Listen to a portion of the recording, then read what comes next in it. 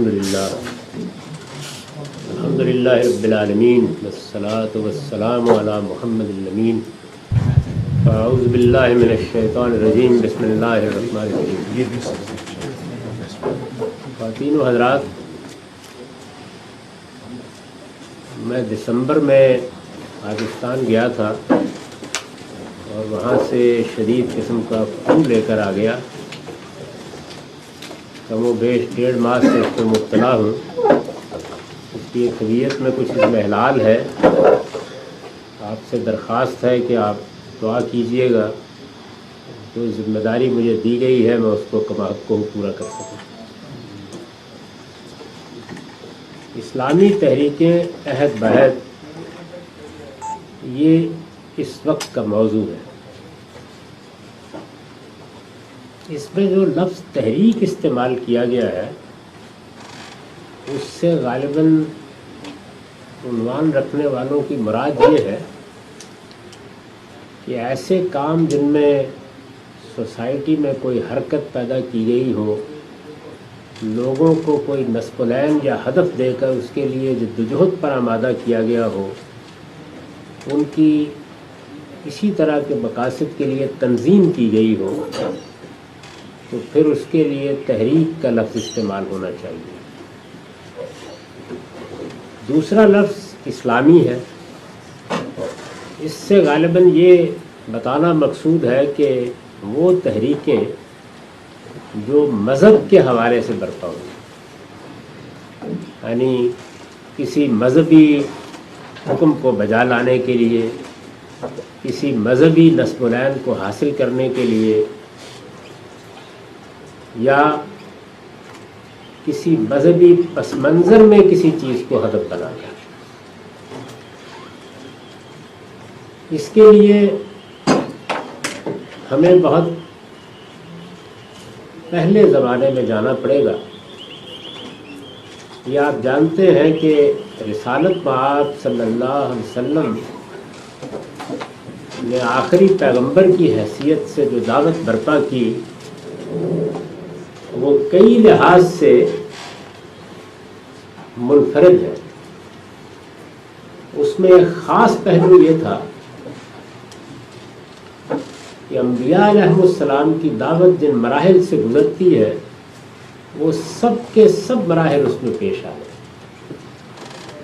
ہم جب رسولوں کی تاریخ کا مطالعہ کرتے ہیں تو یہ معلوم ہوتا ہے کہ ان کے ہاں دعوت کا مرحلہ ہوتا ہے، انذار کا مرحلہ ہوتا ہے، انذار عام کا مرحلہ ہوتا ہے جس میں وہ اپنی پوری قوم کو مخاطب کرتے ہیں۔ اس کے بعد ہجرت اور برات کا مرحلہ آ جاتا ہے، یعنی اللہ تعالیٰ کی طرف سے یہ حکم دے دیا جاتا ہے کہ اب اپنی قوم کو آپ چھوڑ دیں، یہ اس کی اہل نہیں رہی کہ اس میں اب مزید دعوت کا کام کیا جائے۔ اور پھر اقدام کا مرحلہ آتا ہے جس میں فیصلہ ہو جاتا ہے۔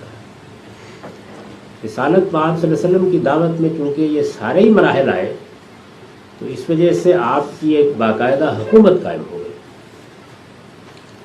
میں نے یہ لفظ استعمال کیا کہ حکومت قائم ہو گئی، یعنی اس کے لیے کوئی جدوجہد نہیں کی گئی۔ رسالت مآب صلی اللہ علیہ وسلم نے صرف دعوت برپا کی، لوگوں کو وہ پیغام دیا جو آپ خدا کی طرف سے لے کے آئے تھے۔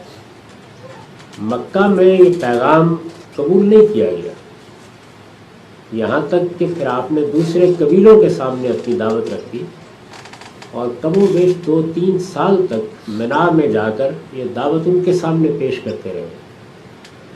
کسی قبیلے نے بھی اس کی ہمت نہیں کی کہ وہ اس دعوت کو قبول کر لے، یہاں تک کہ یثرب کے لوگوں نے اس کو قبول کر لیا۔ اور 2-3 سال کے عرصے میں یثرب کے رؤسائے قبائل مسلمان ہو گئے، یعنی یثرب میں جن لوگوں کے پاس اقتدار تھا وہ رسالت مآب صلی اللہ علیہ وسلم پر ایمان لے گئے۔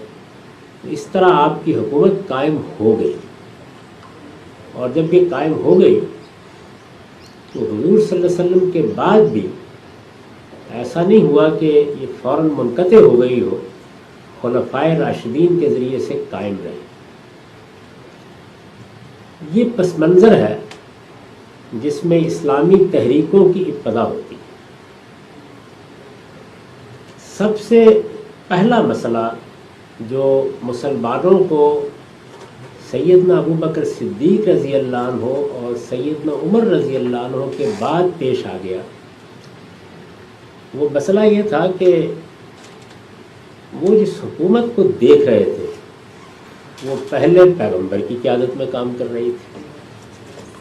پیغمبر جو ایک معصوم ہستی ہوتا ہے جس سے کسی غلطی یا گناہ کے صدور کا امکان نہیں ہوتا، پھر جن دو بڑی شخصیات نے یہ نظم سنبھالا، یعنی سیدنا ابو بکر صدیق رضی اللہ عنہ اور سیدنا عمر رضی اللہ عنہ، وہ بھی بڑی غیر معمولی شخصیات تھیں، یعنی ان کے ذریعے سے بھی ایک آئیڈیل حکومت کا نقشہ سامنے آیا۔ آئیڈیل حکومت کا لفظ جب میں استعمال کرتا ہوں تو اس کا مطلب یہ نہیں ہے کہ کوئی بڑا ترقی یافتہ نظام بنا دیا گیا تھا۔ ایک قبائلی معاشرے میں حکومت جیسے ہوتی ہے ویسی ہی تھی، لیکن چلانے والے اخلاق عالیہ کا بہترین نمونہ تھا۔ یعنی انسان جو کچھ تصور کر سکتا ہے کہ ہمارے حکمران ایسے ہونے چاہیے، وہ ویسے ہی تھے۔ رسالت مآب صلی اللہ علیہ وسلم نے جو اعلیٰ اخلاق کی تعلیم دی تھی، وہ یہ معلوم ہوتا تھا کہ ان دونوں شخصیات میں مجسم ہو گئے۔ یہ صورتحال انسان کو بڑا مثالیت پسند بنا دیتی۔ چنانچہ مسلمانوں کے ساتھ بھی بالکل یہی ہوا۔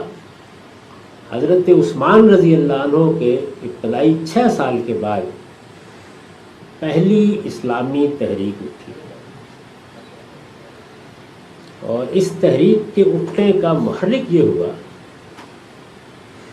کہ مسلمانوں نے ایک اچھی حکومت تو قائم کر لی تھی، یا ایک مثالی حکومت تو قائم کر لی تھی، لیکن حکومت کے ایک بڑے مسئلے کا حل تلاش نہیں کیا تھا۔ اور اس لیے تلاش نہیں کیا تھا کہ اس کا تعلق مذہب سے نہیں ہے، اس کا تعلق انسانی تمدن سے ہو، کہ آپ حکومت کے مسائل کو کیسے حل کریں۔ مثلا حکومت کا ایک بڑا مسئلہ یہ ہے کہ اگر وہ لوگوں کی رائے سے وجود میں آنی ہے تو لوگوں کی رائے کیسے لی جائے، یہ ایک بڑا مسئلہ ہے۔ اسی طرح جب وہ ایک مرتبہ وجود میں آ جائے اور کسی شخص کو اس کا حکمران منتخب کر لیا جائے تو اگر اس سے اختلاف ہو جائے تو کیا کیا جائے؟ اگر اس کو معزول کرنے کی ضرورت پیش آ جائے تو پھر کیا کیا جائے؟ معزول کرنے کی ضرورت کب پیش آئے گی، یا کب معزول کرنا جائز ہو جائے گا، یا کب معزول کرنا واجب ہو جائے گا، ضروری ہو جائے گا، یہ ایک بڑا مسئلہ ہے۔ کیا اس کی کوئی مدت مقرر کر دی جائے کہ ہم اس کا انتخاب 4 سال کے لیے کریں گے، 5 سال کے لیے کریں گے، 10 سال کے لیے کریں گے؟ یہ مسائل ہیں جن کو اس وقت ایڈریس نہیں کیا گیا۔ نہ سیدنا ابو بکر صدیق کے زمانے میں، نہ سیدنا عمر رضی اللہ عنہ کے زمانے میں۔ قدیم قبائلی طریقے پر ایک خالص جمہوری نظام کے تحت حکومت قائم ہوئی، چلی، اور ایک بڑا مثالی نقشہ لوگوں کے سامنے رکھ کے یہ دونوں بزرگ دنیا سے رخصت ہو گئے۔ سیدنا عثمان رضی اللہ عنہ کے زمانے میں یہ محسوس ہونے لگا کہ لوگ جس مثالی صورتحال کے عادی ہیں وہ قائم نہیں رہی۔ یعنی ایسا نہیں ہے کہ کسی بڑے گناہ کا ارتکاب ہو گیا، یا کسی بڑی غلطی کا ارتکاب ہو گیا، یا کوئی کرپشن ہو گئی۔ جو مثالی صورتحال تھی دونوں بزرگوں کے زمانے میں، بعض لوگوں نے یہ محسوس کرنا شروع کیا کہ وہ نہیں رہی۔ انہوں نے اس کے بعد یہ رائے قائم کی کہ جب مسلمانوں کا حکمران مثالی طرز عمل پر قائم نہ رہے تو پھر اس کو معزول کر دینا چاہیے۔ اب یہ دیکھیے کہ اس وقت تک کوئی تحریک برپا نہیں ہو سکتی جب تک کہ اس کے پیچھے کوئی فکری مقدمہ موجود نہ ہو۔ تو پہلا فکری مقدمہ یہ قائم ہوا، یعنی کچھ لوگوں نے یہ کہا کہ یہ نہیں ہو سکتا کہ مسلمانوں کی حکومت پر کوئی شخص مثالی کردار کا حامل نہ ہوتے ہوئے بھی فائز رہے، یہ نہیں ہو سکتا، اس کو لازماً معزول ہو جانا چاہیے۔ وہ جمع ہوئے اور انہوں نے جمع ہو کر سیدنا عثمان رضی اللہ عنہ سے مطالبہ کیا کہ وہ معزول ہو جائے۔ یہ مطالبہ سیدنا عثمان رضی اللہ عنہ نے ماننے سے انکار کر دیا اور یہ کہا کہ یہ خرقہ خلافت مجھے خدا نے پہنایا ہے اور خدا ہی اس کو اتارے۔ گویا ان کا جواب یہ تھا کہ جب کوئی شخص ایک مرتبہ مسلمانوں کا حکمران بنا دیا جائے تو پھر ایسا نہیں ہو سکتا کہ چند لوگ اٹھیں اور آ کر کہیں اور وہ معزول ہو جائے۔ جب انہوں نے انکار کر دیا تو آپ جانتے ہیں کہ ایک بڑی شورش مدینے میں برپا ہوئی، یہاں تک کہ وہ محصور ہو کر رہ گئے۔ باغیوں نے آگے بڑھ کر مسجد نبوی پر قبضہ کر لیا۔ کئی دن تک ایک نوعیت کی پیرلل حکومت، متوازی حکومت مدینے میں قائم رہی، یہاں تک کہ سیدنا عثمان رضی اللہ عنہ شہید کر دیے۔ اس کے بعد سیدنا علی رضی اللہ عنہ نے اقتدار سنبھالا۔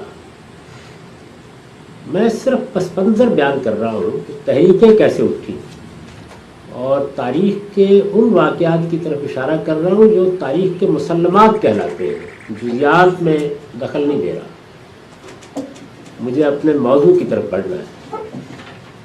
تو سیدنا علی رضی اللہ عنہ کے اقتدار سنبھالنے کے بعد ان کا یہ اقدام کہ وہ پہلے سے قائم روایت کے مطابق، ایک روایت قائم ہوئی تھی، کوئی قانون یا دستور نہیں تھا کہ جس کی پیروی کی جاتی، ایک روایت قائم ہوئی تھی۔ ان کا خیال یہ تھا کہ وہ اسی روایت کے مطابق مسلمانوں کے حکمران منتخب کر لیے گئے، لیکن ان کے اس فیصلے کو، ان کے اس اقدام کو سیدنا امیر معاویہ رضی اللہ عنہ نے، جو شام کے علاقے کے حکمران تھے، گورنر تھے، عامل کی حیثیت رکھتے تھے، قبول کرنے سے انکار کر دیا اور انہوں نے کہا کہ سب سے پہلے سیدنا عثمان کے قاتلوں سے قصاص لیا جائے گا، اس کے بعد آپ کی کوئی بات ہم سنیں گے۔ میں ان واقعات کی تفصیل نہیں کرنا چاہتا، آپ پوچھیں گے تو عرض کر دوں گا کہ جو پھر اس کشمکش میں ہوئے، اس میں سیدہ عائشہ رضی اللہ عنہ کی قیادت میں بھی لوگ جمع ہو گئے اور جس کو آپ جنگ جمل کہتے ہیں، وہ جنگ ہوئی۔ امیر معاویہ رضی اللہ عنہ کے ساتھ بھی بہت سی چھوٹی اور بڑی جنگیں ہوئیں۔ اس دوران میں امیر معاویہ رضی اللہ عنہ کی طرف سے یہ تجویز پیش کی گئی کہ اب بہت خون ریزی ہو چکی، کیا یہ مناسب نہیں ہوگا کہ ہم ایک ثالثی مقرر کریں جو یہ فیصلہ کر دے کہ ہم میں سے کس کا موقف درست ہے۔ علی رضی اللہ عنہ نے یہ تجویز قبول کر لی۔ یعنی اب دیکھیے کہ پہلا مسئلہ کیا پیدا ہوا، اس فکری مسئلے کو سمجھنا چاہیے تاکہ آپ یہ جان سکیں کہ ہمارے ہاں اس وقت ہم جہاں کھڑے ہیں اس کی تاریخ کہاں سے شروع ہوتی ہے۔ جو مسئلہ پہلا پیدا ہوا وہ یہ تھا کہ حکمران اگر مثالی کردار کا حامل نہ رہے تو کیا کیا جائے، اس کا کوئی حل موجود نہیں تھا۔ یعنی میری اس بات کا یہ مطلب نہ لیجیے گا کہ اسلام میں کوئی حل نہیں تھا، اسلام کا یہ موضوع ہی نہیں ہے، یہ علم سیاست کا موضوع ہے، اس میں انسانوں نے حل نکالنا تھا، اس کا کوئی حل نہیں نکالا گیا تھا۔ جب اس کا کوئی حل نہیں ہوا تو وہ حادثہ ہوا اس کے نتیجے میں۔ یعنی اب جو لوگ اس جگہ پر کھڑے تھے کہ مسلمانوں کا حکمران اگر مثالی کردار کا حامل نہیں رہا تو اسے معزول کرنا ہے، جو لوگ اس جگہ پر کھڑے تھے انہوں نے اقدام کر ڈالا۔ اور ایسا ہی ہوتا ہے کہ جب آپ کوئی قاعدہ نہیں بناتے، کوئی ضابطہ نہیں بناتے تو پھر تلوار فیصلہ کرتی ہے، یعنی کوئی اور طریقہ ابھی تک ایجاد نہیں ہو سکا۔ اسی وجہ سے میں نے رات کی نشست میں بھی عرض کیا تھا کہ مغرب کا سب سے بڑا تحفہ مسلمانوں کے لیے سائنسی ایجادات کے ساتھ یہ بھی ہے کہ انہوں نے پرامن طریقے سے ان مسائل کا حل بتایا۔ یہ جو آپ کے جمہوری ادارے ہیں، یہ دور حاضر کی سب سے بڑی ڈیولپمنٹ ہے اگر آپ سوشل سائنسز کے حوالے سے دیکھیں۔ اس کا کوئی حل چونکہ موجود نہیں تھا تو تلوار آئی اور اس نے حل نکال دی، یعنی سیدنا عثمان کو شہید کر دیا گیا۔ اب ایک اور مسئلہ پیدا ہوا، اس کا ایک پرامن حل تجویز کیا گیا۔ اس کو ہمارے ہاں تحکیم کہتے ہیں، یعنی ثالثی کا لفظ سے تو آپ واقف ہیں نا، تو اس کو عربی میں تحکیم کہا جاتا ہے۔ تحکیم کے لیے دو آدمیوں کا انتخاب کیا گیا، ایک ابو موسیٰ اشعری سیدنا علی رضی اللہ عنہ کی طرف سے، ایک عمر بن العاص سیدنا امیر معاویہ رضی اللہ عنہ کی طرف سے۔ اب جیسے ہی یہ تجویز پیش ہوئی تو خود سیدنا علی رضی اللہ عنہ کے لشکر میں سے ایک گروہ نے اس کو خلاف شریعت قرار دے دیا۔ یعنی جب آپ کوئی بھی اقدام کریں گے تو مذہبی پس منظر میں دیکھا جائے گا نا۔ یہ تجویز 37 میں پیش ہوئی ہے اور جنگ صفین کے بعد، یعنی 37 ہجری تحکیم کی یا ثالثی کی تجویز اس وقت پیش کی۔ اور میں نے جیسے کہ عرض کیا کہ امیر معاویہ رضی اللہ عنہ کی طرف سے پیش کی۔ میں اس بات پہ تبصرہ نہیں کرنا چاہتا کہ تجویز پیش کرنے کے پیچھے کیا محرکات تھے، وہ ایک الگ بحث ہے۔ اسلامی تحریکیں کیسے پیدا ہوئی ہیں اس کی طرف بڑھنے کے لیے صرف اس واقعے کی طرف اشارہ کر رہا ہوں۔ اس میں یہ طے کیا گیا کہ فیصلہ قرآن مجید کے مطابق ہوگا۔ میں نے عرض کیا کہ سپاہیوں کے ایک گروہ نے، خود حضرت علی رضی اللہ عنہ کے لشکر میں سپاہیوں کے ایک گروہ نے، جن کے بارے میں یہ بتایا جاتا ہے کہ یہ بنو تمیم میں سے تھے، چند لوگ تھے، انہوں نے کہا کہ یہ کیا طریقہ ہے، لا حکم الا للہ، یعنی فیصلہ خدا کرتا ہے، یہ آپ نے انسانوں کے سپرد کر دیا۔ یہ فیصلہ، حکومت کے فیصلے اس طرح نہیں ہو سکتے۔ اس سوال کو ذہن میں رکھیے۔ ایک یہ تھا کہ اگر مثالی نہیں رہا حکمران تو کیا کیا جائے۔ دوسرا سوال یہ پیدا ہوا کہ اگر کسی حکمران کی حکومت کو ایک بڑا حلقہ تسلیم نہیں کر رہا تو کیا کیا جائے۔ اس کا جواب تحکیم کی صورت میں دو بزرگوں نے دینے کی کوشش کی، یعنی امیر معاویہ رضی اللہ عنہ نے اور سیدنا علی رضی اللہ عنہ نے۔ اس کو لوگوں نے قبول نہیں کیا، تو یہ فوج کا ساتھ چھوڑ کے، یہ بنو تمیم کے چند لوگ فوج کا ساتھ چھوڑ کے کوفے کے قریب، اس وقت پڑاؤ تھا اور سیدنا علی رضی اللہ عنہ نے کوفے ہی کو مرکز بنایا ہوا تھا اپنی ساری سرگرمیوں کا، تو یہ کوفے کے چند کلومیٹر کے فاصلے پر حرورہ نام کا ایک چھوٹا سا گاؤں تھا، اس میں چلے گئے اور وہاں جا کے انہوں نے ایک طرح سے گویا احتجاج کیا کہ یہ درست نہیں ہے، اور جو الفاظ کہے وہ یہ تھے کہ لا حکم الا للہ، کہ فیصلہ خدا کرتا ہے، یہ ان دو آدمیوں کے سپرد نہیں کیا جا سکتا یہ فیصلہ۔ یہ ایک اب اور نظریہ سامنے آیا، فیصلہ خدا کرتا ہے، کیسے کرتا ہے؟ ظاہر ہے کہ یہ ایک مسئلہ ہے۔ قرآن مجید کی کوئی آیت ہے جس میں یہ لکھا ہوا تھا کہ سیدنا امیر معاویہ رضی اللہ عنہ اور سیدنا علی رضی اللہ عنہ میں سے کون حق پر ہے، یا یہ کوئی بات لکھی ہوئی تھی؟ نہیں، ایسا تو نہیں لکھا ہوا تھا، لیکن یہ سمجھ لیجیے کہ وہ یہ کیوں کہہ رہے تھے۔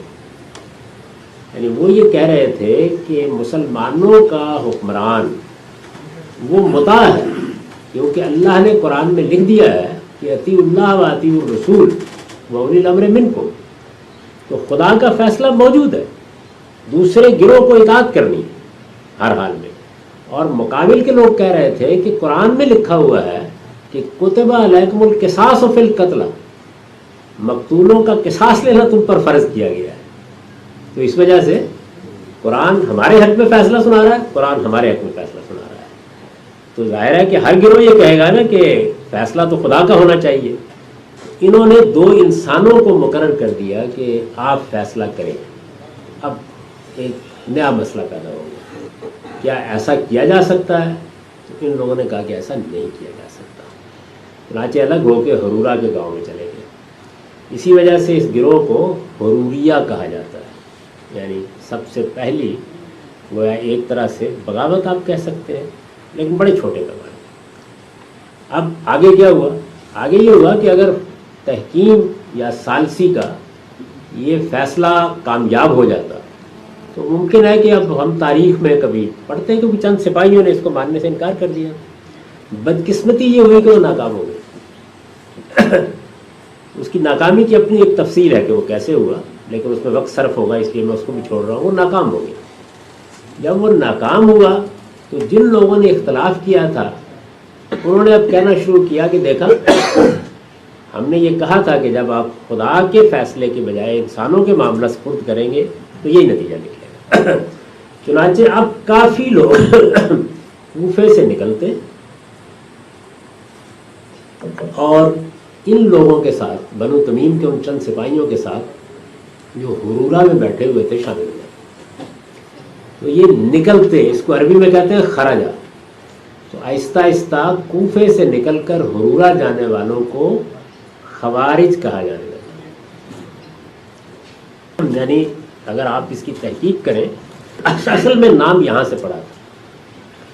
یہ بہت بعد کے زمانے میں لوگوں نے اس کی یہ توجیہ کرنی شروع کر دی کہ کیونکہ یہ مسلمانوں کے اجتماعی نظم سے نکل گئے تھے، اس نکلنے کی وجہ سے ان کو خوارج کہا جاتا ہے، لیکن ابتدا میں نام اس سے پڑا، بعد میں وہ دوسری چیز بھی اس نام میں شامل ہو گئی۔ وہاں جا کے دیکھیے دلچسپ معاملہ یہ ہوا کہ انہوں نے اپنے اصول کے مطابق ایک گمنام سپاہی عبداللہ بن وہب الراسبی کو اپنا خلیفہ بنا دیا، سربراہ بنا دیا ہرورا میں۔ گویا ایک چھوٹی سی متوازی حکومت ملا عمر کی وجود ہرورا میں عبداللہ بن وہب الراسبی بالکل ایک گمنام سپاہی، یعنی ابھی بھی ہم نہیں جانتے کہ یہ جو صاحب تھے یہ کون تھے، ان کا پس منظر کیا تھا۔ یہ نہیں کہ کسی بڑے قبیلے کے تھے، لیکن ان کے خیال کے مطابق علم اور تقوی کے لحاظ سے جیسا ہونا چاہیے آدمی کو، اب جیسا ہونا چاہیے اس میں آئیڈیل کیا ہے؟ سیدنا ابو بکر، سیدنا عمر، یعنی جو آخری درجہ ہو سکتا ہے، جو آپ تصور کر سکتے ہیں کہ کسی حکمران کو کیسا ہونا چاہیے، تو ان کے ہاں اصول یہی تھا کہ بس ویسا ہوگا تو رہے گا، اگر ویسا نہیں ہوگا چاہے گا۔ تحکیم کی ناکامی کے بعد اس طرح کے لوگوں کے ساتھ بہت سے قرآن مجید کے قاری حضرات، اس زمانے میں قاری ہماری اصطلاح میں قاری نہیں ہوتا تھا، بلکہ وہ لوگ جو قرآن مجید کے حفاظ تھے، جن کو بہت قرآن یاد ہوتا تھا، ان کو قاری کہا جاتا تھا۔ تو بہت سے قراء حضرات بھی ان کے ساتھ جا کے شامل ہو گئے۔ اور اب یہ دیکھیے کہ یہ لوگ ہیں کون؟ یہ کہتے ہیں کہ حکمران کو ابو بکر و عمر سے کم درجے کا نہیں ہونا چاہیے، جیسے ہی وہ اس سے کم درجے پر آئے گا تو اس کو معذور کر دینا ہے۔ تو جس آدمی کو منتخب کریں گے وہ غلطی تو کر دے گا نا، تو اب غلطی ہونا شروع ہوئی اور معذوری بھی ہونا شروع ہو گئی۔ یعنی آج ایک صاحب کا انتخاب کیا گیا ہے، اگلے دن کے لیے دوسرے شخص کا انتخاب کر لیا۔ یہ سارا معاملہ آپ سمجھیے کہ 37 کے آغاز میں شروع ہوا اور رمضان یا شوال میں ایک باقاعدہ منظم تحریک کی شکل میں کوفہ کے باہر ہرورا میں منظم ہوا۔ یہ جو باغی حضرات تھے آہستہ آہستہ یہ وہاں سے جمع ہو کے اب یہ کچھ خیال کرنے لگے کہ انہیں حضرت علی کے خلاف اقدام کرنا چاہیے۔ چنانچہ اسی اقدام کے نتیجے میں وہ جنگ ہوئی جس کو آپ جنگ نہروان کہتے ہیں، جس میں سیدنا علی رضی اللہ عنہ نے خود ان لوگوں کے خلاف جنگ کی، آپریشن کرنے کا فیصلہ کیا گیا اور پھر اس کے بعد وہ جنگ ہوئی۔ اس جنگ میں ان لوگوں کو شکست ہو گئی، لیکن شکست ہونے کا یہ مطلب نہیں ہے کہ یہ لوگ ختم ہو گئے، یہ بکھر گئے اور انہوں نے ایک دوسرا فیصلہ کیا۔ انہوں نے یہ فیصلہ کیا کہ اب ہم گوریلا وارفیئر کے طریقے پر اپنی تحریک چلائیں، یعنی پہلے تو ایک چھوٹا سا منظم لشکر سا بنا اور جس طرح سے سب بندی کر کے جنگ ہوتی ہے، نہروان کی جنگ اسی طریقے سے ہوئی، لیکن پھر انہوں نے یہ فیصلہ کیا یہ جنگ 9 صفر جو ہمارے ہاں مہینے ہیں، قمری مہینے، ان میں محرم کے بعد دوسرا مہینہ ہے، اس میں 38 میں ہوئی۔ تو جنگ کے بعد جب انہوں نے یہ خیال کیا کہ اب باقاعدہ لڑائی تو ممکن نہیں ہے، گوریلا وارفیئر کے طریقے پر یہ ٹکڑیوں میں نکلتے اور کہیں حملہ کر دیا، کہیں شب خون مار لیا، یہ صورت ہوئی۔ مقصد جو میں نے آپ سے عرض کیا بالکل وہی تھا جو بتا دیا میں نے آپ کو، کہ حکمران کو مثالی ہونا چاہیے، اس درجے پر سیدنا علی رضی اللہ عنہ بھی فائز نہیں رہے، امیر معاویہ رضی اللہ عنہ کا تو سوال ہی نہیں تھا، اس لیے کہ ان کے ساتھ تو یہ پہلے ہی برسر جنگ تھے اور انہی کے فیصلے کے خلاف باہر نکلے تھے۔ تو اس وجہ سے اب انہوں نے یہ فیصلہ کیا کہ یہ لوگ جو اس وقت مسلمانوں کے نظم پر قبضہ کیے ہوئے، یہ 3 لوگ ہیں، ایک علی رضی اللہ عنہ ہے، دوسرے امیر معاویہ رضی اللہ عنہ ہیں، اور تیسرے عمر بن العاص رضی اللہ عنہ ہیں۔ تو 3 فدائی مقرر کیے گئے کہ وہ ان کا خاتمہ کر دیں تو پھر مثالی حکومت کی طرف ہم بڑھ سکتے ہیں، یعنی سیدنا ابو بکر صدیق اور سیدنا عمر رضی اللہ عنہ کا زمانہ پھر واپس آ سکتا ہے اگر ان 3 لوگوں کا خاتمہ کر دیا جائے، کیونکہ سارا فساد انہی کی وجہ سے برپا ہے۔ چنانچہ تینوں پر 3 الگ الگ لوگ حملہ آور ہوئے، اس میں عمر بن العاص رضی اللہ عنہ بھی محفوظ رہے، امیر معاویہ رضی اللہ عنہ بھی محفوظ رہے، سیدنا علی رضی اللہ عنہ کو یہ ایسا گھاؤ لگانے میں کامیاب ہو گئے کہ جس میں ان کی شہادت ہوئی۔ آپ جانتے ہیں کہ ایک خارجی جس نے یہ کارنامہ ان کی طرف سے انجام دیا، ظاہر ہے کہ اس کو کارنامہ ہی کہیں گے، وہ عبد الرحمن بن ملجم تھا، اور ان لوگوں کے بارے میں یہ کہا جاتا تھا کہ حفاظ قرآن ہیں، بہت غیر معمولی طور پر تقوی اور پرہیزگاری کے ساتھ زندگی بسر کرتے ہیں، چھوٹے سے چھوٹے دین کے حکم پر بھی عمل کرنے کے لیے ہر وقت تیار رہتے ہیں۔ ظاہر ہے کہ جن لوگوں کے اختلاف کی ابتدا یہاں سے ہوئی کہ ان کا حکمران اگر معمولی درجے میں بھی معیار پر نہیں ہوگا تو وہ اس کو معزول کر دیں گے، تو اندازہ کیا جا سکتا ہے کہ وہ اس طرح کے معاملات میں بھی کیسے لوگ ہوں گے، یہی بیان کیا جاتا ہے۔ نہروان کی شکست میں ایک چیز تو یہ ہوئی کہ انہوں نے اپنا طریقے جنگ تبدیل کر لیا، دوسری چیز یہ ہوئی کہ یہ ایرانی سطح مرتفع کے پہاڑوں میں ایسے مقامات تلاش کرنے میں کامیاب ہو گئے کہ جب ذرا بڑی زد پہنچتی تو یہ ادھر بھاگ جاتے اور وہاں جا کے پناہ لیتے جہاں تک رسائی مشکل تھی، یعنی گویا یوں سمجھ لیجئے کہ وہ گوریلا وارفیئر میں جو ایک بڑی چیز چاہیے ہوتی ہے کہ آپ کو شب خون مارنا ہے یا حملہ کرنا ہے یا کسی جگہ کوئی کارروائی کرنی ہے تو وہاں سے نکل کر آپ کسی محفوظ جگہ پر جا سکیں، اس کے بغیر گوریلا وارفیئر کا طریقہ اختیار نہیں کیا جا سکتا، تو وہ انہوں نے وہاں کر لیا۔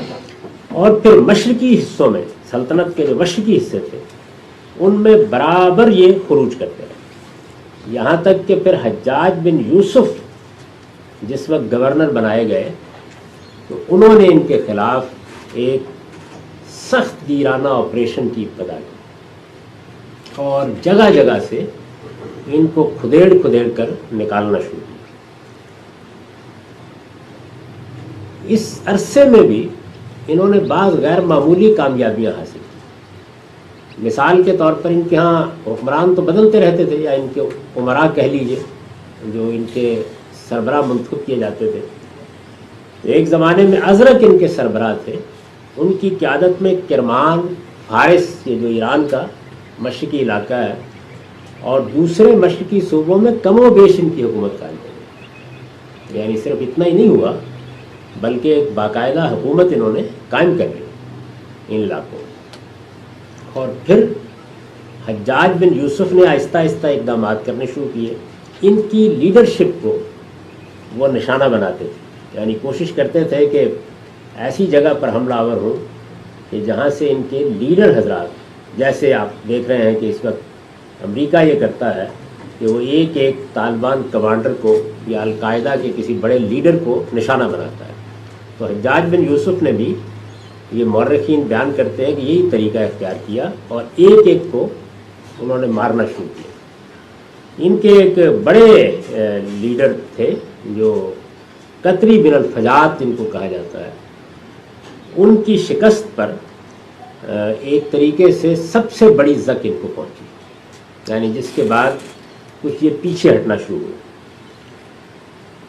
ادھر انہوں نے کوفے کو بھی ایک مرتبہ بہت بڑا حملہ کر کے تباہ کر دینے کی کوشش کی کہ یہ ایک مرکز ہے جہاں حکومت کی مستحکم چھاونی ہے، اس پر اگر قبضہ کر لیا جائے یا اس کو تباہ کر دیا جائے تو آگے بڑھنے کا راستہ ہموار ہو سکتا ہے۔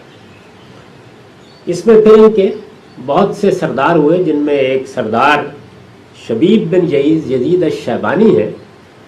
ان کا بہت شہرہ ہوا، لیکن پھر یہ دوہبل کے قریب ڈوب کر ہلاک ہو گئے، یعنی ایک بڑے آدمی کا اس طریقے سے ایک حادثے میں خاتمہ ہو گیا۔ انہوں نے عبداللہ بن زبیر رضی اللہ عنہ کو بھی کافی تنگ کیے رکھا، اور یہاں تک تنگ کیے رکھا کہ ان کی سلطنت میں سے یمامہ، حضرموت اور طائف کو کم و بیش مسخر کر لی، یعنی ایک زمانے میں ان علاقوں پر بھی ان کا قبضہ ہوا۔ مشرقی علاقوں کا میں نے ذکر کیا، وہ شام کی سلطنت سے متعلق تھے، اور ادھر عبداللہ بن زبیر رضی اللہ عنہ کی سلطنت میں بھی یہ بڑی کامیابیاں حاصل کرنے میں کامیاب ہو گئے۔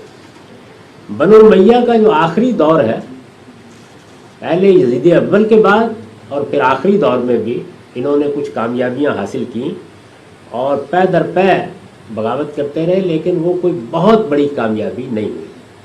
جس دور میں مکمل طور پر ایک طرح سے ان کی کچھ پسپائی سی رہی، کہا جا سکتا ہے کہ بنو امیہ کے پورے زمانے میں وہ امیر معاویہ رضی اللہ عنہ کا دور تھا، یعنی جب مسلمانوں نے اجتماعی طور پر ان کو خلیفہ تسلیم کر لیا اور عام الجماعت کا اعلان کر دیا کہ اب مسلمانوں کی ایک حکومت دوبارہ قائم ہو گئی ہے، تو یہ زمانہ ہے کہ جس میں سرگرمیوں کی کم اطلاعات ملتی ہیں، یا اگر کوئی چھوٹی موٹی جھڑپ ہوئی ہے تو ہوئی ہے، زیادہ تر یہ روپوش رہے یا وادیوں میں رہے یا مختلف علاقوں میں اپنے آپ کو منظم کرتے رہے، لیکن کوئی بڑا کارنامہ انجام نہیں دے سکے۔ یہ حقیقت ہے کہ یہ خوارج ہیں جن کے پے در پے خروج، جن کی پے در پے شورشیں بنو امیہ کی کمزوری کا باعث بنی۔ یعنی یہ تو ٹھیک ہے کہ یہ بنو امیہ کی جگہ حکومت نہیں سنبھال سکی، چند علاقوں میں کچھ دیر کے لیے حکومت سنبھالی، لیکن ایسا نہیں ہوا کہ بنو امیہ کو بے دخل کرنے میں کامیاب ہو گئے، تاہم ان کو کمزور کرنے میں ضرور کامیاب ہوئے۔ اور یہ انہی کے اقدامات ہیں جس کے نتیجے میں عباسی بنو امیہ پر طاقت کرتے ہوئے، چونکہ مشرقی صوبوں میں ان کی شورش رہتی تھی، وہ اموی حکومت کے قلب میں پہنچنے میں کامیاب ہو گئے، اور اس طریقے سے بنو امیہ کی حکومت کا خاتمہ ہو گیا۔ یہ گروہ بنو عباس کے زمانے میں پھر آہستہ آہستہ تحلیل ہوتا چلا گیا، یعنی کم و بیش 100 سال بنو امیہ کی حکومت 94 تک رہی ہے، کم و بیش 100 سال اس کے کچھ دیر بعد پر بھی یہ رہے، لیکن آہستہ آہستہ تحلیل ہونا شروع ہو گیا۔ اور اب اس وقت دنیا میں یہ شام کے بعض علاقوں میں، افریقہ کے بعض علاقوں میں بھی عباضیہ کے نام سے موجود ہے، یعنی ان کی تعداد بڑی تھوڑی ہے، بہت معمولی ہے۔ اب کوئی اس طرح کی سرگرمیاں بھی ان کے یہاں نہیں ہوتی، لیکن ایک مذہبی فرقے یا ایک مذہبی گروہ کی حیثیت سے یہ لوگ اب بھی موجود ہیں۔ یہ کہہ سکتے ہیں آپ کہ عالم اسلام کی رسالت مآب صلی اللہ علیہ وسلم کے بعد پہلی اسلامی تحریک تھی۔ اس اسلامی تحریک میں نے اس کا پس منظر آپ کو بتا دیا۔ 2 چیزیں ہیں جن کو آپ ان کا بنیادی نیریٹو کہہ سکتے ہیں، یعنی اور کوئی بڑا اختلاف یہ حضرات نہیں کرتے تھے۔ 2 چیزیں، ایک یہ کہ جس وقت کسی حکمران سے کسی کبیرہ گناہ کا ارتکاب ہو جائے یا کسی بڑی غلطی کا صدور ہو جائے تو اس کو معزول کرنا لازم ہے، ایک چیز۔ اور دوسرے یہ کہ اگر کسی مسلمان سے، اگر حکمران ابو بکر و عمر جیسے ہونے چاہیے تو ان کی رعایا یا ان کی جو شہری ہیں وہ بھی تو ایسے ہی ہونے چاہیے نا۔ تو اگر کسی مسلمان سے کسی کبیرہ گناہ کا ارتکاب ہو جائے تو اس کو بھی لازماً قتل کر دیا جائے گا۔ اور ازارقہ جو ان کا ایک بڑا گروہ تھا، اس نے اس میں مزید اضافہ یہ کیا کہ اس کو بیوی بچوں سمیت قتل کیا جائے گا۔ یعنی یہ 2 بنیادی چیزیں ہیں جن پر یہ تحریک اپنی فکری بنیاد قائم کرتی ہے۔ میں صرف ایک لفظ کے بعد اب آگے بڑھ جاؤں گا۔ یہ جو بنیاد ہے، یعنی جو فکری بنیاد ہے، اصل میں کسی تحریک کی روح وہی ہوتی ہے. آپ موقف قائم کرتے ہیں. انسانوں کو مارنا یا مروانا آسان کام نہیں ہے، ایک موقف قائم کرتے ہیں. تو یہ بتایا گیا لوگوں کو کہ اللہ تعالیٰ نے جب اپنے پیغمبر کے ذریعے سے ایک حکومت قائم کی اور اس میں عمر اور ابو بکر جیسے جلیل القدر لوگ حکمران ہوئے، تو اب اس سے کم تو کوئی شخص قبول نہیں کیا جا سکتا. یعنی یہ تو ہو سکتا ہے کہ مسلمانوں میں اچھے لوگ بھی ہوں، برے لوگ بھی ہوں، لیکن کم سے کم کوئی ایک آدمی تو ایسا ہونا چاہیے جو اس معیار پر پورا اترتا ہو. تو میں آپ سے عرض کر رہا ہوں کہ جب یہ طے کر لیا گیا تو پھر اس کے بعد معذوریوں کا ایک پورا سلسلہ جو خود ان کے اندر جاری رہا. یعنی ان کے سینکڑوں گروہ بنتے چلے گئے، اس لیے کہ جب ایک شخص کو معذور کیا جاتا تو کچھ مانتے تھے، کچھ نہیں مانتے. تو جو نہیں مانتے تھے وہ اپنا ایک امیر بنا لیتے تھے. ایک فکری بنیاد یہ تھی. فکری بنیاد پھر کچھ نتیجے پیدا کرتی ہے، تو وہ یہ نتیجہ پیدا کر رہی ہے. یعنی پہلے سیدنا علی رضی اللہ عنہ کو نہیں مانا، بلکہ ان کو قتل کرنے کے در پہ ہوئے، یہاں تک کہ کامیاب ہو گئے. پھر اس کے بعد اپنے ہاں بھی یہی رہا. ایسا نہیں ہے کہ پھر کسی ایک آدمی پہ اتفاق ہو گیا ہو، اپنے ہاں بھی اسی طریقے سے ایک کے بعد دوسرا، دوسرے کے بعد تیسرا گروہ بنتا چلا گیا. ان کے گروہ گنے نہیں جاتے. یعنی اب ہمیں بتایا جاتا ہے نا کہ طالبان کے 57 سے زیادہ گروہ ہیں، تو 57 سے زیادہ ہی گروہ خوارج کے ہی بن گئے کم و بیش. اور دوسری چیز یہ کہ جو گرد و پیش میں مسلمان نظر آ رہے ہیں وہ محمد الرسول اللہ نے مسلمان کیے تھے، اور انہوں نے رسول اللہ صلی اللہ علیہ وسلم کے ساتھ عہد اطاعت مانگا تھا. مسلمان کسی قوم کا نام نہیں ہے. اگر وہ کبیرہ گناہ کا ارتکاب کرتے ہیں تو وہ مسلمان نہیں رہیں گے، اور جب نہیں رہیں گے تو ان پر ارتداد کی سزا نافذ کی جائے گی.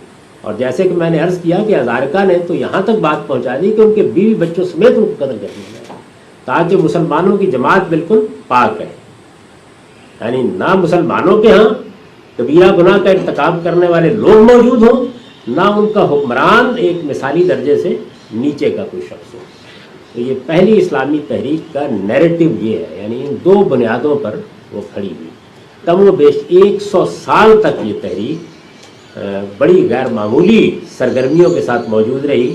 میں نے آپ کو بتایا کہ بعض موقعوں کے اوپر بعض علاقوں میں اس کی چند سالوں کے لیے صحیح حکومتیں بھی قائم ہوئی، اور بعض جگہوں پر انہوں نے ایسی شورش برپا کیے رکھی کہ ایک عدم استحکام سا رہا. اور اس میں کوئی شبہ نہیں کہ بنو امیہ کی حکومت مزمل بھی ان کی وجہ سے ہوئی.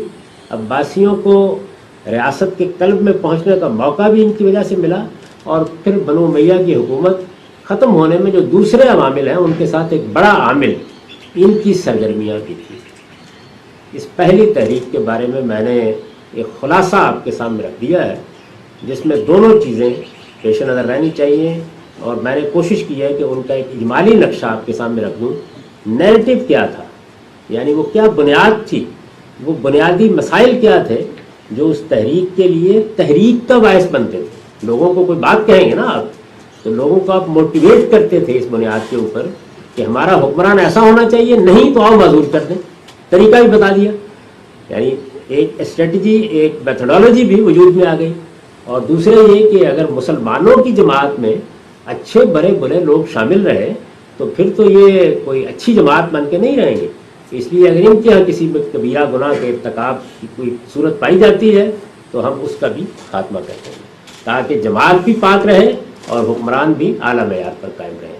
اور یہ بھی میں نے دوسرا پہلو بھی عرض کر دیا کہ اس نیریٹو کے ساتھ جو طریقہ انہوں نے اختیار کیا وہ طریقہ خروج کا طریقہ تھا. منظم ہو، تلوار اٹھائیں، جہاد کا جذبہ پیدا کریں، اور پھر اس کے بعد اقدامات کرتے رہیں. اور پہلی مرتبہ گوریلا وارفیئر کو بھی عالم اسلام میں انہوں نے منظم کیا، اور بالکل انہی اصولوں پر منظم کیا جس طرح اس وقت بھی ہم گوریلا وارفیئر کے بارے میں بہت سی چیزیں پڑھتے ہیں یا دنیا میں اس کو دیکھتے ہیں. اس تحریک کے اس تعارف کے ساتھ میں کچھ 10 منٹ کا وقفہ کر رہا ہوں، تاکہ کوئی چیز اگر اس کے بارے میں آپ چاہتے ہیں کہ پوچھ لیں یا کسی چیز کی وضاحت چاہ لیں تو وہ کرنے کے بعد پھر دوسری تحریک کی طرف بڑھا جا سکے. اسلامی تحریکیں عہد بہد یہ موضوع ہے. صاحب یہ آپ نے جو ذکر کیا کہ حضور ابو بکر اور عمر فاروق کے بعد جو حضرت عثمان کی خلافت جب شروع کے لوگوں نے کہا کہ نہیں یہ پرفیکٹ نہیں ہے، تو اس سے بریفلی اگر آپ بتا سکیں کہ وہ کن چیزوں پہ ڈس ایگریمنٹ تھا جس کے بیسس پہ انہوں نے کہا کہ پرفیکٹ نہیں ہے. یہ میں نے خود گریز کیا اس سے کیونکہ اس میں بہت سی کنٹروورشل چیزیں ہیں. ایسا نہیں ہے کہ مسلمہ طور پر یہ بات بتائی جا سکتی ہے کیا چیزیں تھیں. تاہم ان کے بعض اقدامات تھے. مثال کے طور پر انہوں نے جن صاحب کو اپنا سیکرٹری مقرر کر رکھا تھا اس پہ اعتراض تھا مروان پر.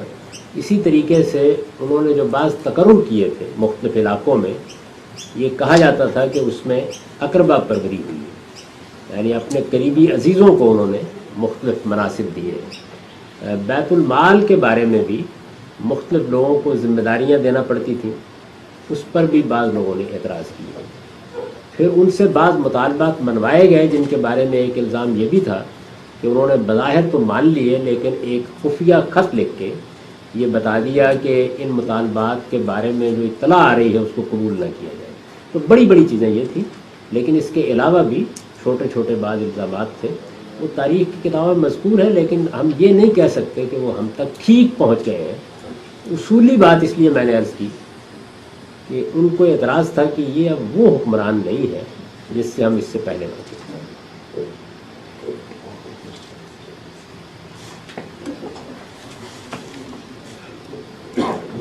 کہ اسلام میں باغی کیسے ڈیفائن کریں گے کہ یہ مطلب حکومت کے خلاف یہ کیا حل ہے آپ کے نزدیک جو بغاوت کرے؟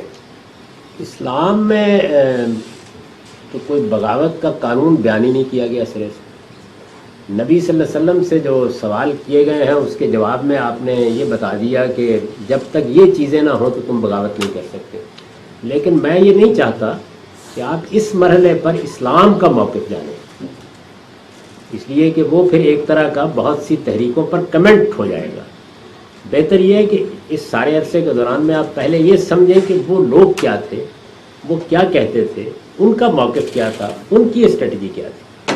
کیونکہ اگر یہ بحث ہم نے شروع کر لی تو یہ گویا ایک طرح سے کمنٹ ہوگا. اور میں یہ سمجھتا ہوں کہ دیانتداری کا تقاضا یہ ہوتا ہے کہ جب آپ کسی دوسرے کا موقف بیان کر رہے ہیں تو اس کے دوران میں ساری توجہ اسی کی بات سمجھنے پر ہے. اچھا، میرا سوال یہ ہے کہ آپ نے ذکر کیا تھا ان لوگوں کا جنہوں نے حضرت عثمان کے خلاف بغاوت کی. اگر آپ پوری تاریخ میں جائیں تو پتہ یہ چلتا ہے کہ وہ لوگ، میرا جو میں نے تھوڑا بہت پڑھا ہوا تھا شاید میں پراپرلی ریکال کر پا رہا ہوں، تو وہ لوگ یمنی تھے. اور اب اس میں اگر محرکات آپ نے دینی لحاظ سے بھی بیان کیے، لیکن ایک جو سوال پڑتا ہے کہ جو حضرت عثمان کے خلاف جو آپ یہ کہہ دیں کہ بغاوت کے اسباب، اس میں ایک جو میجر ریزن ہے وہ ڈسٹریبیوشن آف ویلتھ ہے، اور وہ بنو امیہ سے جو ریلیٹڈ اپوائنٹمنٹس ہیں ان امپورٹنٹ گورنمنٹ پوسٹ، وہ بہت امپورٹنٹ ایسپیکٹ ہے. اور ایک اور جو چیز جو بیان کی جاتی ہے وہ یہ کہ کوفہ جو ہے، یہ چیز مجھے بڑی حیران کرتی ہے. وہ the way it was created حضرت عمر فاروق کے دور میں ہوا تھا، لیکن وہ قبیلوں کی جس طرح سے قبائل کی بیس پہ اس کو ایک آباد کیا گیا تھا، جہاں پہ قبائل جو تھے وہ اپنے اپنے مخصوص علاقے میں کانسنٹریٹڈ تھے. تو اس وجہ سے جو ایک طرح سے جو ڈویژن ہے آف ویلتھ وہ بہت مینیفیسٹ ہو جاتی ہے. وہ ایک اس کا ایک ریئیکشن تھا حضرت عثمان کے خلاف. میں یہ جاننا چاہتا ہوں کہ اگر آپ اس کو پیورلی اینالائز کرتے ہیں اسلامک پرسپیکٹو سے یا دینی پرسپیکٹو سے، تو اس میں اس میں جو عوامل ہے اس میں اکنامک پرسپیکٹو یا ڈسٹریبیوشن آف ویلتھ ہے، اور جو رائز ہے of a particular group with in Islamic government, وہ کتنی امپورٹنٹ ہے؟ پہلی بات تو یہ سمجھ لیجیے کہ جس وقت بھی کوئی اس طرح کی تحریک اٹھتی ہے تو آپ اس کا تجزیہ کر کے بہت سے اسباب بیان کر سکتے ہیں. مثال کے طور پر اس وقت جو ہمارے ہاں ایک بڑی تحریک موجود ہے تو ہم یہ کہہ سکتے ہیں کہ اس کے پیچھے مذہبی نظریہ بھی ہے، اس کے ساتھ کچھ سماجی عوامل بھی ہیں.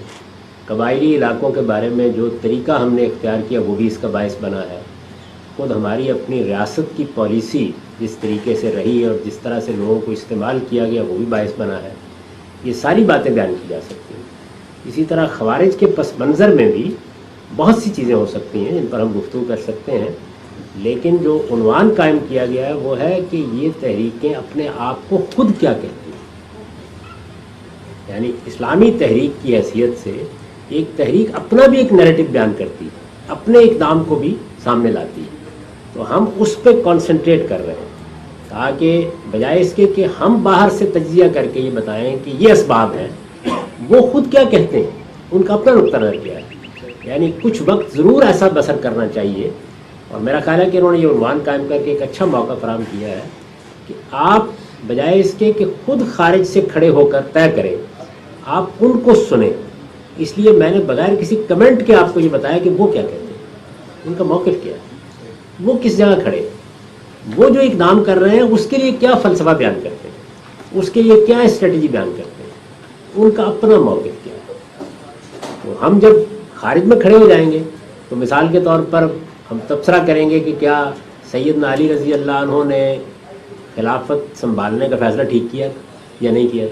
ہم کہہ سکتے ہیں کہ امیر معاویہ رضی اللہ عنہ نے جو ان کے خلاف اقدام کیا وہ درست تھا یا نہیں, اس کا باعث کیا فی الواقع قصاص لینا تھا یا اپنی حکومت قائم کرنے کے لیے راہ ہموار کرنا. تو یہ تجزیہ میں نے نہیں کیا. یعنی آپ یہ دیکھ رہے ہیں کہ میں نے گریز کیا اس سے مکمل طور پر کہ میں کوئی کمنٹ نہیں کر رہا, بلکہ آپ کو یہ بتا رہا ہوں, یہ کسی اور مجلس کا موضوع ہو سکتا ہے, آپ کو یہ بتا رہا ہوں کہ جو تحریک اٹھی وہ خود کیا کہتی ہے, اس کا اپنا موقف کیا ہے, اس کی اپنی میتھڈالوجی کیا ہے, وہ کس طرح کام کرتی رہی, اس کو کیا کامیابیاں ہوئیں, اس کو کیا ناکامیاں. تو آپ کمنٹ کریں گے اس کے اوپر یا نہیں کریں گے؟ یہ دیکھیں گے بعد میں. یعنی اس کو تو کیونکہ جس وقت آپ کمنٹ کرتے ہیں تو اصل میں آپ دوسرے کے موقف کے ابلاغ میں رکاوٹ پیدا کر رہے ہیں. یعنی پہلے یہ جاننا چاہیے. میرا تو زندگی بھر کا طریقہ یہ ہے کہ میں جس وقت کسی فرد یا گروہ کے نظریے پر کام کر رہا ہوں یا اس کو بیان کر رہا ہوں تو میں اس کو دیانت کا آخری تقاضا سمجھتا ہوں کہ اس کا موقف ایسے بیان کیا جائے کہ اگر وہ خود سنے تو یہ کہے کہ میں اس سے بہتر نہیں بیان کر سکتا. اور یہ اسی وقت ممکن ہے کہ آپ اپنا کوئی تجزیہ نہ پیش کریں, کوئی کمنٹ نہ کریں, وہ آخر میں دیکھا جائے گا. پہلے اس کی بات تو سن لیں, وہ کیا کہہ رہا ہے, یعنی وہ کیا کہہ رہے ہیں آپ کو. آپ سمجھے اس وقت آپ اس دور میں پہنچ گئے تو وہ کہہ رہے ہیں کہ ہم مسلمانوں کے ہاں نہ اعلیٰ مثالی کردار کے حامل سے کم کسی حکمران کو برداشت کریں گے اور نہ کسی کبیرہ گناہ کرنے والے کو مسلمان کو برداشت کریں گے. یعنی اس کو بھی نہیں ہونا چاہیے, اس کو بھی نہیں ہونا چاہیے. اب آپ یہ پوچھ سکتے ہیں مجھ سے کہ یہ بات جب وہ کہیں گے تو اس کے لیے آخر کوئی قرآن حدیث سے دلیل بھی پیش کریں گے, اس پر بھی ہم گفتگو کریں گے, لیکن ابھی نہیں.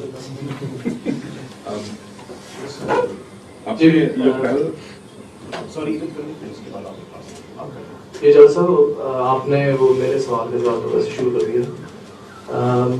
میرا سوال یہی تھا کہ جو دو نکات آپ نے بتائے خوارج کے, کہ پہلا کہ اگر جو حکمران ہے وہ ابو بکر اور عمر کے اسٹینڈرڈ کے نہیں ہوں گے تو انہیں ڈیپوز کر دیا جائے گا, اور دوسرا نقطہ کہ اگر لوگ پائس نہیں ہوں گے تو انہیں قتل کر دیا جائے گا, اور کچھ نے کہا کہ خاندان سمیت قتل کرتے ہیں. دوسرے نقطے کی تو سمجھ میں آ رہی ہے کہ انہوں نے کچھ آیات کو, قرآن کی آیات کو مس انٹرپریٹ کر لیا ہوگا, جو آج کل بھی اس طرح کے مسائل چل رہے ہیں. پہلا نقطہ قتل مذہبی نہیں لگ رہا ہے, یہ پولیٹیکل لگ رہا ہے, تو انہوں نے اس کی نس کہاں سے لی ہے؟ میں نے ابھی گزارش کی کہ میں محاکمہ کے جب جگہ پہ پہنچوں گا تو اس وقت ان موضوعات پہ گفتگو کروں گا. اس وقت میں صرف آپ کو یہ بتا دیتا ہوں کہ اس کی جو نص ہے وہ قرآن مجید میں نہیں تھی, وہ اس روایت میں تھی جو رسول اللہ کے بعد قائم ہوئی تھی. اور میں نے اس کو بیان کر دیا تھا کہ رسول اللہ علیہ وسلم ظاہر خدا کے پیغمبر تھے, معصوم, آپ سے کسی غلطی کے صدور کا امکان نہیں تھا. ایسا ہوتا بھی تو اللہ تعالیٰ اس کی اصلاح فرما دیتے. اور پھر جو دو بعد میں شخصیتیں حکمران ہوئیں وہ بھی اب ساری دنیا اس بات کو تسلیم کرتی ہے کہ بہت مثالی شخصیات ہیں. تو اس سے ایک روایت بنی, ٹریڈیشن بنی. اصل میں ان کے پہلے نقطے کا استدلال اس روایت اور اس ٹریڈیشن سے. وہ یہ کہتے ہیں کہ یہ ہو نہیں سکتا کہ مسلمانوں کی جماعت, یہ کوئی قوم تو نہیں ہے نا, یہ جرمن نہیں ہے, یہ انگریز نہیں ہے, یہ بلوچی اور سندھی نہیں ہے, یہ مسلمان ہے. تو مسلمانوں کا حکمران ان کا بہترین شخص ہونا چاہیے, کیونکہ قرآن یہ کہتا ہے کہ ان اکرمکم عند اللہ اتقاکم, تم میں سب سے زیادہ عزت اس کو ملنی چاہیے جو سب سے زیادہ تقویٰ رکھنے والا ہو. تو یہ کیسے ہو سکتا ہے کہ رسول اللہ کے جانشین جس معیار کے تھے اب ہم اس سے کمتر حکمران قبول کر لیں؟ یہ نہیں ہو سکتا. جی صاحب, دو سوال ہیں. ایک تو آپ نے نام لیا تھا پہلا جو الخوارج کا جو ان کا امیر تھا عبداللہ بن وہب الراسبی, al-Rashidi. राशिदी Rashidi. जी दूसरा ये जो जहाँ तक मुझे नजर आ रहा है इस मूवमेंट का मसला, एक तो वो जो आप बता रहे हैं दो पॉइंट, बट अंडरलाइन पॉइंट ये है कि उस वक्त शायद अपोजिशन को डील करने का कोई मेथोडोलॉजी नहीं थी और किसी चीज़ की भी नहीं थी। कोई यानी एक कबायली किस्म का माशरा था जिसके अंदर एक हैरत अंगेज नौइयत का इनकलाब आ गया। यानी अभी ना कोई इदारा बना था, ना कोई निज़ाम बना था, ना कोई 10-12 साल तो मिले हैं कुल सैयदना अबू बकर सिद्दीक रज़ी अल्लाह अन्हु को, सैयदना उमर रज़ी अल्लाह अन्हु को वो बना सके आला दर्जे के मिसाली किरदार के साथ हुकूमत करके, बस और कोई चीज़ भी नहीं थी। बिल्कुल एक प्रिमिटिव कबायली दौर है जिसके अंदर ये सब कुछ हो रहा है। तो उसमें उस ज़माने के लिहाज से तलवार ही फैसला करती थी। बेसिकली एक इंस्टीट्यूशन करा नहीं हुआ था गवर्नेंस उस वक्त, कोई चीज़ नहीं, एज अ रिजल्ट उसकी वजह से ये सारा कोई चीज़ नहीं थी। यानी कबायली तरीके की जमहूरियत थी। देखिए जमहूरियत एक उसूल है और इस वक्त मैं ज़ाहिर है कि खुलफाए राशिदीन ने जिस जमहूरी तरीके पर इक़्तिदार संभाला उस पर गुफ्तगू नहीं कर रहा, लेकिन वो एक कबायली निज़ाम के अंदर जैसे जमहूरियत होती है वैसी, और ये इससे मुख्तलिफ हो भी नहीं सकती। यानी अगर आप जमहूरी निज़ाम कायम करेंगे किसी कबायली माशरे में तो वो एक तरह का होगा, अगर आप जागीरदाराना माशरे में कायम करेंगे तो वो एक दूसरी तरह का होगा, और अगर आप इंडस्ट्रियल रेवोल्यूशन के बाद जो नई दुनिया वजूद में आई है उसमें कायम करेंगे तो और तरह का होगा। मगर ये इसकी रेमिनेंस में अभी भी देखता हूँ जो कुछ मोमेंट्स हैं, और ये वो पहली मूवमेंट है कि आप देखेंगे कि ये मूवमेंट जो है ये हकीकत में कभी ख़त्म होती ही नहीं है। तो ये इसलिए मैंने यहाँ शुरू किया है, आपको बताया है कि ये मूवमेंट वो है कि ये सिर्फ कुछ देर के लिए इसका ग़याब होता है, ये कभी ख़त्म नहीं होता। आजकल भी डेमोक्रेसी आखिर में जब मुहाकमा करेंगे तो मैं अर्ज़ करूँगा कि ये क्यों ख़त्म नहीं